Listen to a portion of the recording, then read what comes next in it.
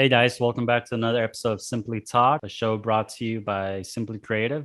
Today I'm joined by Jonathan Vargas and my co-host Jeffrey Creighton. My name's Andres Sarmiento and welcome to the show.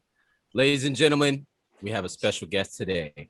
We have a writer, director, a guy that is the epitome of putting his head down and working. He does what he says he's going to do and he gets the job freaking done. I bring you guys Jonathan Vargas. Wow. Let's make some noise for that introduction as they do on drink chats. Let's make some noise for that. Yeah, let's get cue the sound cues because we don't got no live audience. Thank you, sir. I appreciate that intro. That's what's up. That's what's up. But yeah, man. I mean, like he said, I am a filmmaker. You know, right now I've been doing film for about like 8 to 9 years. I started doing that in around 2013, but it started off as just shorts, and little by little, I just kept doing them and just cranking them out. And, you know, around last year before COVID, you know, I was eventually going to start working on a feature film, and then COVID happened. And then I just decided that, okay, you know what, let me still continue to do a feature film, but do something else. And, you know, it's been a year later and here we are.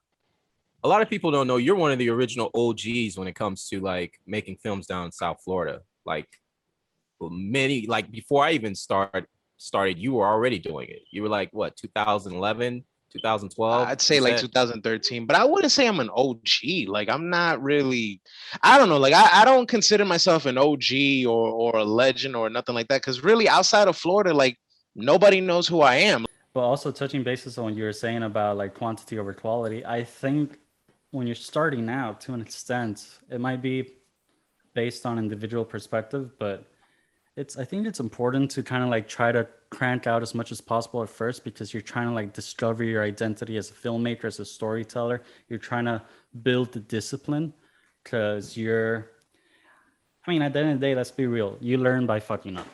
So what better way to learn than just kind of like shoot shit, like throw shit against the wall and see what sticks.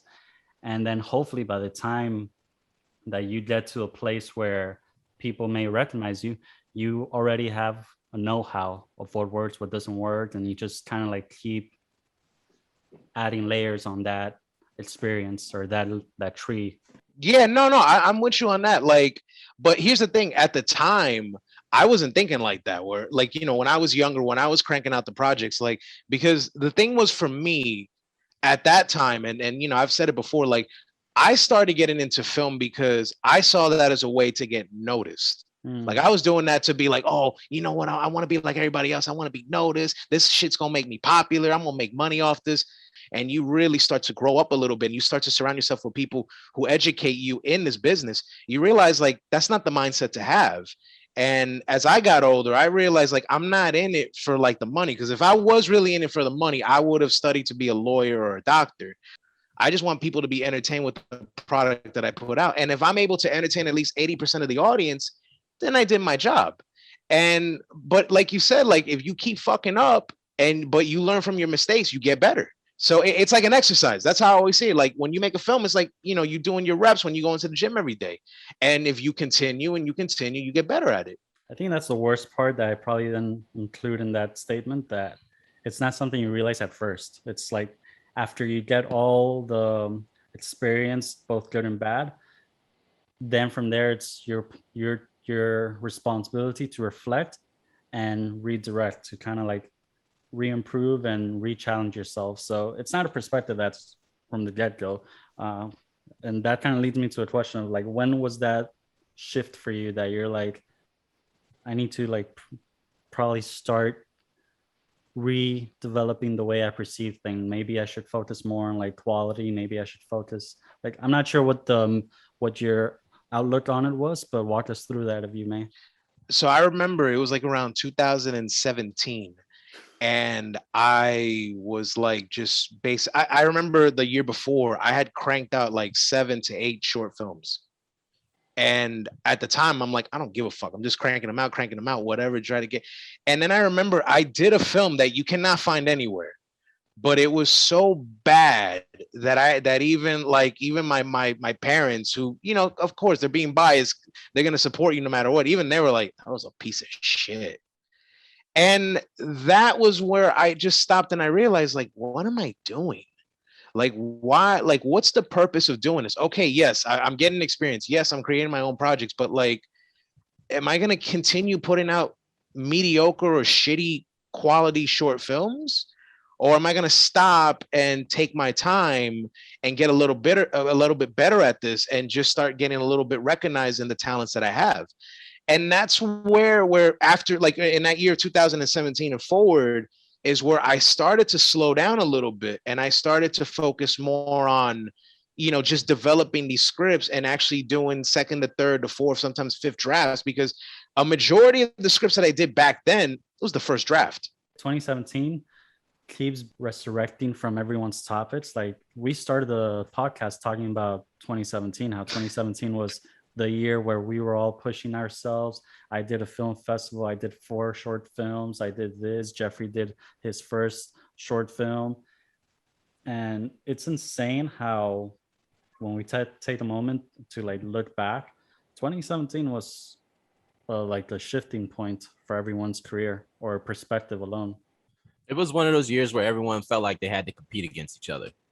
It's like, oh, I saw someone doing something. I got to do this. I got to do that. You know what I mean? But what I can say, though, about John in the whole grand scheme of it all, like, you said some good stuff there. I think Jordan Peele mentioned, like, when you're making a script, you're just throwing sand in a box, and later on you build these nice castles.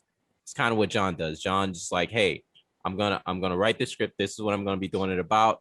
And then he keeps you updated along the way as well. He lets you know, like, all right, script's getting written. I'm gonna have a rough draft. Then I'm gonna get some feedback on it. Then I'm gonna go ahead and revise it some more. Bam, and we're gonna do it, and it's gonna be better.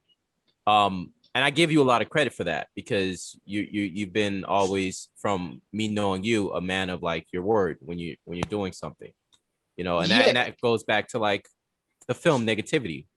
The entire time you were always the man of your word on that film. Yeah, no, and I appreciate you saying that, because like, and I'm sure you two have dealt with this, where you're involved in a project or you're involved with someone and they're lying to you. They're not being honest with you. They're not telling you the truth. They're beating behind the bush. They're bullshitting you. They're jerking you off behind your back. And it's like, listen, like, I don't like being lied to. I rather be honest with you and tell you exactly what's going on than lie to you, because then it's like you kind of lose respect to that person. So I rather just update you and let you know what's up, because I'm sure that, yeah, you'll be bummed out with the bad news I have to give you, but then you'll be thinking like, well, at least he told me, at least I know what's going on. At least he's giving me updated, because I don't like surprises. I don't like working in secrecy, because I don't believe in that. I feel like, for me, film is a collaborative thing. Film is teamwork. And this is another thing that I also stopped doing after 2016. Like, a lot of filmmakers, they always, like, in the title credits, I don't know, I'm going off, but like, they always put a film by so-and-so. I don't do that anymore. I always leave myself for last. I'd rather give everybody else credit, because I feel like all I'm doing is just orchestrating the band. Everybody else is bringing it to life. I feel like they deserve more credit than I do, because they're going out of their way to basically bring my vision to life. So I'd rather just get everybody involved and tell everybody what's going on and give them a glimpse of what they see, because I'm also developing a trust with the actor and the crew. Because the thing is, if I like the person and we get along very well and we're able to do good stuff, I want to continue working with this person, because I feel like if we can do something good in the past, let's continue doing it in the future and probably do better stuff. So that's why I've always been honest and I've always been like upfront, because I don't like lying, and I suck at lying, and I've tried to lie, and I always get caught, because as you know me, Jeffrey, like, I don't have a poker face. I am very, very animated when it comes to my face, and not to mention I'm talking with my hands. So that just tells you everything right there. What was the whole thought process behind saying, all right, I want to do this during this time, and not just being active? Like, what was the whole root of it, of you wanting to go ahead and do Negativity? So I'll go back, I'll give some backstory to this. So me and Jeffrey, we were supposed to work on Side Effects, and Side Effects was going to be my first feature film, and it was based on a short film that I did in 2017, and it came out in 2018. And that film, for me, the short version, we were submitting it to various film festivals and we were winning countless awards. And that's when I decided, you know what, we have something here. Let's make it into a feature. We already had the cast. We already had everything set up and ready to go. And then COVID happened. And within those like 2 to 3 months, I would say like around from March to like May, I again me, and I'm pretty sure I don't know, I'm pretty sure you guys were going through this too. I was going through like a mental breakdown. I just could not handle this. I was like, just being stuck at home, even though I am somewhat of a homebody, just not interacting with friends, not seeing family, just basically going to work and feeling really fucking depressed to where like I don't have my creative juices. I don't have anything that's inspiring me because right now we don't know how serious this Rona is. And I remember at times I'm thinking, is this the end? Are we ever going to make movies again? Are we ever going to create stuff again? And then what inspired me to do Negativity was on CBS, there's a show on there called All Rise, which is about an African-American female judge that works in LA. So they had already started shooting the first season, but they didn't finish the season finale. So what they did was, because of COVID, they shot the entire thing as a Zoom meeting. Now, I know that, FaceTime movies and all that have been done before, but I just stopped and I said, wait a minute, what if I do something like this, but get COVID involved? Like, so my movie, I'll just give a summary of it. Negativity takes place during COVID. It takes place in April of 2020. And the movie is about a character named Sean, who happens to be a con artist who's hustling people out of his mama's house, selling fake masks, hand sanitizers, pills that prevent you from getting the coronavirus. And he owes money to various gangsters around the city of Miami. And he has until the end of the day to pay these people off. But while all that is going on, because he's such a scumbag, he keeps digging himself into a deeper hole to where like it's going to end nasty. And while all that is going on, like his family and his friends and people that are close to him are being affected by, what's going on with COVID and everything else. And the thing was with me for this project too, that I also want to mention was it was very personal for me because a lot of what I was seeing out there, I wrote it down. I'm just basically speaking my mind on this. And I will say this, the character of Sean, he has a sister by the name of Brianna, who's in the film. A lot of her dialogue, her character is basically like someone who is scared of the coronavirus, doesn't want to go out. She is basically wearing a mask at all times, even in her own house. Like a lot of what she was feeling, what she was saying was what I was feeling at the time, because I was like scared shitless of this thing because I didn't want to catch it. I knew 2 people that caught it and died from it. So I like, it was very personal for me because I was also even exploring the relationship between Sean, Brianna, and their mom, to where they have such a dysfunctional relationship amongst each other. And that relationship was based off my family and my mom. So I was very happy to include that because this is the first time I ever worked on anything where it was personal to me. On my end, when I'm writing movies, I tend to write to like create an outlet for me to express something that's kind of bottled up. But something I don't always expect is that even when we wrap up, I realized I learned something in the process. Is there something that you learned after wrapping up that project, since it was so personal to you? Well, if there's one thing that I learned, and this is just me, it's more like a family thing. Like I learned that like I really, really, I need to appreciate life a little bit more because, you're here today and then you're gone tomorrow. And the thing was, it wasn't until this project where I truly, truly appreciated and was blessed with what I was doing, because I knew filmmakers who are better than me, have won awards, countless awards. They get money off this, and they're basically at home waiting to do something. I sat there and I was just thinking, like, I'm blessed to be doing this. Like, I should be cherishing this more. I shouldn't be like stressed out and feel like, oh, I'm not doing enough. This is not good. Like, I just sat there one day and just went, I should be blessed for even trying to do this, for even going out there and just doing it and making it happen, because not everyone can do it. Not everyone has the luxury to do that. I was, not realizing that how blessed I was to even do this and be around people that I loved working with.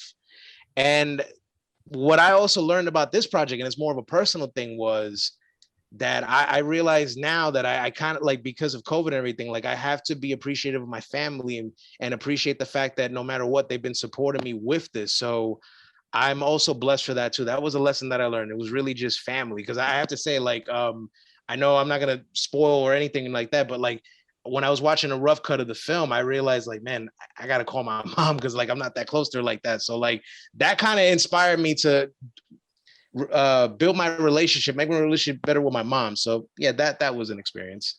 Storytelling is always incorporating some realism, even if it's, you know, subconsciously. We write about our lives in so many different ways, and you know what I mean. It does help us along the way. You writing this film, you wanted to speak to people about your life personally on some level, and also help you, you know, maybe like gain that closeness that you were lacking in other areas with your family and things like that. So it's amazing what film does in that regard.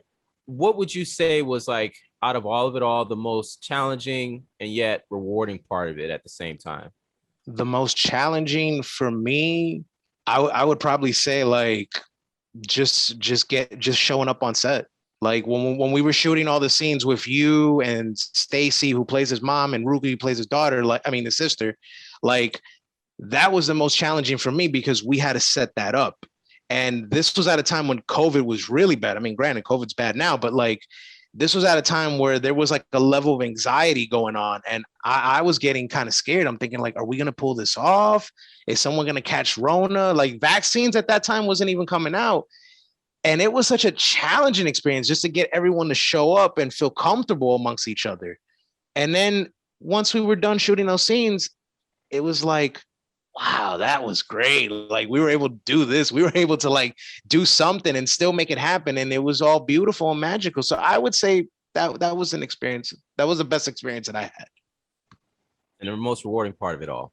The most rewarding part for me was working with new people that I've never worked with and developing a relationship with them. And also, I have to say with Jeffrey as well, because until this project, and I'm just being blunt, like we didn't really know each other. And I was I was a little nervous working with him at first because I didn't really know him. And I'm pretty sure he didn't know me. I don't know if you felt the same way too, but like after this project, our relationship grew stronger. And I felt like our friendship developed a lot better. In fact, and that's a rewarding thing for me because the fact that we were able to finish this project and we still became friends, that's a plus. That's a reward for me. What is one piece of advice that you would give a newcomer that you wish that someone would have told you when you started? My word of advice, I think no one gave me this advice, but this is an advice I give everyone. Just shoot. Just make movies. Make them. It doesn't matter what they are, whether it's documentaries, TikTok videos, stories. I mean, we are so blessed to be, to be in the era that we're in now, because I mean, we can make a movie out of our fucking phones. Like the fact that you have a camera, a 4K camera in your pocket, you should be making movies. I don't care what it is. It could be fucking shadow puppets for all I know. If you're making something, it's a way to grow. It's a way to connect. And another advice I give to everybody, accept constructive criticism. Accept it. Do not take it personal. Do not get all in your feelings. Take it, embrace it, just swallow your pride, but learn from it. Because when you get that constructive criticism and you listen and you understand what you did wrong, learn from it. So those are two things I would always give advice with people. Make movies and accept constructive criticism. I always tell people that if you have the mental state of like acknowledging that you will never know everything, you're always gonna keep climbing on top. The moment you say, oh, I'm the best, I know everything, I'm the bomb, I think that's where you hit a plateau on growth. So I think it's very important what you're saying. Literally just pick up a phone, press record, and tell a story, create something. The hardest part is just coming up with an idea. What is creativity to you? Magic. Simple and to the point. Right? Simple. Magic. It is magic. John is. Vargas, man, it was a pleasure, brother, speaking with you, talking with you, man. You are, like I said, the epitome of hard work, keeping your head down. You're going to do something no matter how small the crew is. You pulled it off. I can't wait to see what you do with negativity, where it goes. And man, I do hope that you come back on again. That I do hope. Not even worried about us working together. I'm worried about you come back on here. I'd rather that more.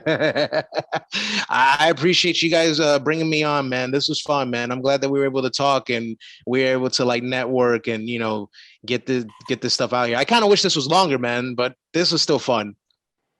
It's always that way. It's always that way. It's only a start. But yeah, I hope you guys watching learned something. I think this is a huge example that no matter the obstacle, you can always achieve what you want to pursue.